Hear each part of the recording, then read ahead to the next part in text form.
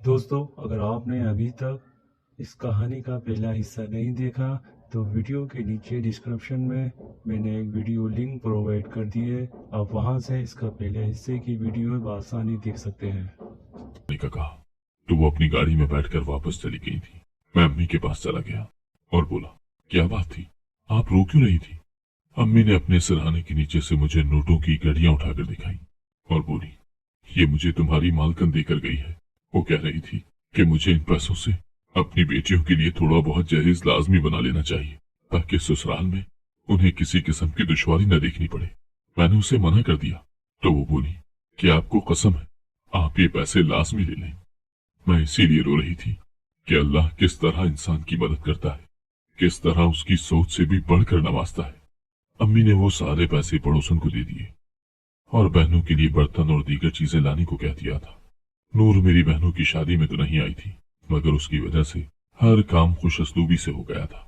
मैं दिल ही दिल में उसका मशगूल था। हफ्ते वाले दिन मैं काम पर गया तो उसने मुझे मेरी बहनों की शादी की मुबारकबाद दी। मैंने गिला किया कि आप तो आई ही नहीं, तो उसकी आंखें एकदम ही छलक पड़ी थी।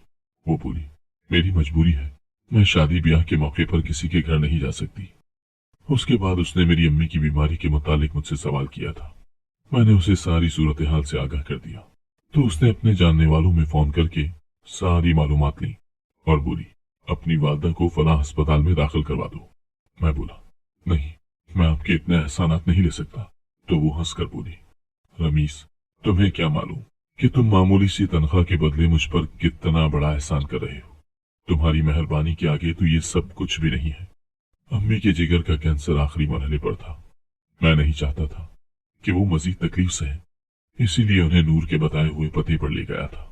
वहां अम्मी का बेहतरीन इलाज हुआ, मगर डॉक्टर्स ने अव्वल रोज ही मुझे बता दिया था कि मरीजा की जान बचाना अब उनके बस में नहीं रहा। बस इतना हो सकता है कि इंजेक्शन के जरिए इनके दर्द को कम किया जा सकता है। 2 हफ्ते के इलाज के बाद अम्मी भी इस दुनिया को छोड़कर रुखसत हो चुकी थी। मैं अंदर से टूट कर रह गया था। पहले बाप चला गया और अब माँ। मेरी खुशी के लिए बस यही काफी था कि मेरी बहनें अच्छे घरों में ब्याही गई थी। मैं 1 हफ्ते तक तो घर से ही नहीं निकला। तब नूर हमारे घर आई और बोली, रमीस, अब तुम मेरे साथ मेरे घर चलोगे। मैंने पहले तुमसे कम काम लिया क्योंकि तुम पर बहुत सी जिम्मेदारियां थी। अब तुम हर किस्म की जिम्मेदारी से सुबकदोश हो चुके हो, इसीलिए तुम्हें मेरे साथ चलना चाहिए। मैं मालकन को इनकार नहीं कर सकता था क्योंकि उसके बहुत से एहसान थे मुझ पर। इसीलिए मैं उसके कहने पर अपने घर को ताला लगाकर चला आया था। अब मैं मालकन के घर बहुत आराम से रहता था। सब मुलाजिम मेरा एहतराम करते थे और मुझसे ऐसा ही सुलूक करते थे जैसे कि मैं कोई बहुत बड़ा आदमी हूँ। नूर अब भी मुझे मुअज्जिज मेहमानों के सामने मिठाई का टोकरा पेश करने को ही बोलती थी। इससे ज्यादा उसने कभी मुझसे काम नहीं लिया था। मैं अभी तक इसी शशोपंज में मुब्तला था कि आखिर ये सब क्या है। एक रात में बड़ी गहरी नींद सो रहा था जब मेरी आंख चीखों पुकार के पास खुली थी। मैं हड़बड़ा कर उठ बैठा और भाग कर बाहर निकला। सामने बड़ा अजीब सा मंजर था। एक मर्द नूर को अपनी जानिब खींच रहा था और उसे अपने साथ जाने पर मजबूर कर रहा था, जबकि वो खुद को छुड़ाने की भरपूर कोशिश कर रही थी। मैंने गौर किया तो ये वही मर्द था जो हर रोज नूर के साथ बैठा हुआ करता था और मैं मिठाई का टोकरा पेश करता था। मैं आगे बढ़कर बोला, छोड़ दो नूर को, तुम इनके साथ जबरदस्ती नहीं कर सकते। मगर वो आदमी तो मेरी बात सुनने पर रजामंद ही नहीं था। मुझे गुस्सा आ गया। मैंने उसकी धुलाई कर दी। सिक्योरिटी गार्ड उस आदमी को पकड़कर बाहर ले गया। जब मेरी नजर नूर पर पड़ी तो वो बेहोश हो चुकी थी। मैं सारी सूरत हाल से बहुत घबरा गया था। मैंने जल्दी से उसे उठाया और अस्पताल ले गया। अस्पताल जाकर मुझे जिस बात का इल्म हुआ वो मुझे अंदर से हिला देने के लिए काफी थी। डॉक्टर्स ने बताया कि नूर के दिल की रगें सिकुड़ चुकी है। वो अपनी जिंदगी के आखिरी अय्याम से गुजर रही थी। उसका दिल सिर्फ 15% ही काम कर रहा था। ये सब मेरे लिए बहुत अजीब था। एक दिन बेहोश रहने के बाद नूर को होश आ गया था। मैं उसको देखने के लिए कमरे में गया तो वो बहुत उदास लग रही थी। उसका चेहरा बिल्कुल सर्द पड़ चुका था। मैं बोला, नूर, ये आदमी कौन था? वो मुस्कुरा दी और बोली, ये जानने के लिए तुम्हें मेरी पूरी दास्तान सुनना पड़ेगी। मैं बोला, मैं तैयार हूँ। नूर बोली, मैं अपने गांव के इमाम मस्जिद की बेटी थी। मेरे वालिदैन बहुत नेक थे। उठते बैठते उनकी जबानों पर अल्लाह का ही वर्द हुआ करता था। हम हमारे घर में टीवी पर पाबंदी थी, जबकि मेरी सारी सहेलियां गानों और ड्रामों से मुस्तफीद हो चुकी थी। मेरे दिल में ख्याल आता कि काश मैं भी टीवी देख सकूं। मैं अपनी सहेलियों के घर जाकर टीवी देखती और हम सब मिलकर गाने गाती। मेरी आवाज बहुत अच्छी थी। एक दिन मैंने टीवी पर खबर देखी कि मुल्क भर में सिंगिंग के मुकाबले जारी हैं। मुझे लगा कि अगर मैंने उनमें हिस्सा ले लिया तो मैं कामयाब हो जाऊंगी। इसीलिए मैं अपने वालिदैन से छुपकर रात की तारीकी में घर छोड़कर दूसरे शहर चली गई थी। मैं सही सलामत ऑडिशंस के लिए पहुंच चुकी थी, मगर जजेस ने मुझे ये कहकर रिजेक्ट कर दिया कि तुम्हें अभी सीखने की जरूरत है। मैं बहुत अफसरदा हो चुकी थी। मैं बाहर निकली तो एक औरत बोली, मैंने तुम्हारी आवाज सुनी है, बहुत अच्छा गाती हो तुम, मेरे साथ चलोगी तो बहुत कामयाब हो जाओगी। मैं तो अपना घर छोड़कर पहले ही निकली हुई थी। वापसी का कोई रास्ता नहीं था और वैसे भी घुटनज़दा माहौल में वापस जाने का मेरा कोई इरादा नहीं था। इसीलिए मैं कुछ भी सोचे समझे बगैर उस औरत के साथ चल पड़ी। उस वक्त मेरी उम्र भी बहुत कम थी। अगर मैं तब इतनी छोटी ना होती तो शायद ये फैसला कभी ना लेती। मैं उस औरत के साथ गई तो मुझे पता चला कि वो मुझे अपने कोठे पर ले आई है। वहां मुझे उस्ताद ने गायकी की तालीम दी और मैं बहुत अच्छी गुलकारा बन गई। मेरी आवाज का दूर दूर तक चर्चा होने लगा था। मैं कामयाबी की सीढ़ियां चढ़ने लगी। तभी मुझे एक लड़के के साथ इश्क हो गया था। मैंने उस इश्क में उससे शादी कर ली और कोठा छोड़ दिया।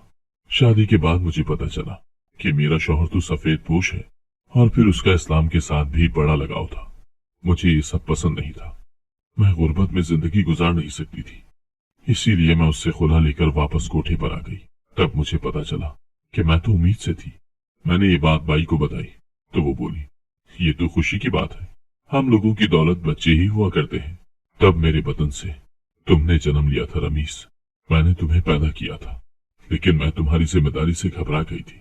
इसीलिए मैंने तुम्हें एक फूल बेचने वाले को दे दिया। हमारे कोठे के पास बहुत से फूल वाले होते थे। हम एक ही फूल वाले से फूल खरीदा करते थे। उसका नाम शफीक था। शफीक की 2 बेटियां थी। उसे बेटे का बहुत शौक था। वो अक्सर हमसे दुआ करने को कहता था। एक दिन मैं उससे बोली कि मेरा बेटा तुम ले लो। उसने दूसरी बात ही नहीं की और तुम्हें उठाकर ले गया, क्योंकि वो इस बात का गवाह था कि तुम मेरी जायज औलाद थी। मैंने शफीक की मिन्नत की थी कि तुम अपनी रेड़ी यहां से ले जाओ। शफीक ने अपनी रेड़ी भी वहां से हटा ली थी। मैंने अपनी जिंदगी बहुत ऐशो इशरत में गुजारी है, बहुत पैसा कमाया, मगर जूं उम्र बड़ी होने लगी तो आवाज भी खत्म होने लगी। गाते गाते सांस बंद हो जाता था। मैंने अपनी जिंदगी में बहुत कामयाबी देखी थी। अब मुझे कामयाबी की ख्वाहिश भी नहीं रही थी। मैं जान चुकी थी कि हर चीज को ज़वाल है। इसीलिए मैंने कोठा छोड़ दिया। अपना चेकअप कराया तो पता चला कि मैं दिल के आर्जे में मुब्तला हूं। मैंने अपना बाईपास करवा लिया। कुछ अरसे तक तो ठीक रही, मगर आहिस्ता आहिस्ता दिल खत्म होने लगा। अब जो मौजज़ीन तुम देखते हो ना, उनमें से कुछ तो वकील है और कुछ मेरे आशिक। उन लोगों ने मेरी आवाज पर अपना बहुत सा पैसा लुटाया था। अब वो अपना पैसा तन्हा औरत से वसूल करना चाहते हैं। मैंने एक दिन तुम्हें देखा था, तुम फूल बेच रहे थे। तुम बिल्कुल अपने बाप पर गए हो। मुझे लगा कि मेरा शौहर खड़ा है। मैंने तुम्हारा पीछा किया तो पता चला कि तुम तो फूल बेचने वाले शफीक के बेटे हो। तभी मैं तुम्हें पहचान गई थी। इसीलिए मैंने तुम्हें अपने यहाँ काम पर रख लिया। मैंने अपनी सारी जायदाद तुम्हारे नाम पर कर दी है और उन लोगों को भी बता दिया था कि अब तुम ही मेरी जायदाद के मालिक हो। मिठाई का टोकरा भी मैं तुमसे इसीलिए मंगवाती थी ताकि उन्हें जज कर सकूं। मैं उनसे कहती थी कि मेरी जायदाद तो अब इस लड़के के नाम मुंतकिल हो चुकी है। तुम लोग अपना मुंह मीठा करो, हो सके तो मुझे माफ कर देना रमीस। इतना कहकर नूर ने अपनी आंखें बंद कर ली थी। वो मर चुकी थी। मेरी सगी मां मर चुकी थी। मैंने उसकी तदफीन की और उसकी तमाम जायदाद से खैराती इदारे बना दिए और एक दिल के मरीजों के लिए अस्पताल भी बना दिया था।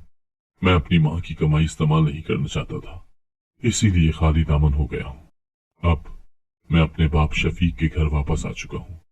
जिंदगी ने मुझे बहुत कुछ सिखाया है। मैं अब अपने तजुर्बे के तहत काम शुरू करके अपना रोजगार कमाऊंगा और मुझे उम्मीद है कि मैं इस बार नाकाम नहीं रहूंगा। अगर आपको आज की कहानी पसंद आई है तो वीडियो को जरूर लाइक कीजिएगा और अपने दोस्तों के साथ भी शेयर कीजिएगा। और हाँ, अगर आपने अभी तक हमारा चैनल सब्सक्राइब नहीं किया तो जरूर सब्सक्राइब करें। मिलते हैं कल एक नई और दिलचस्प कहानी के साथ। अल्लाह हाफ़िज़।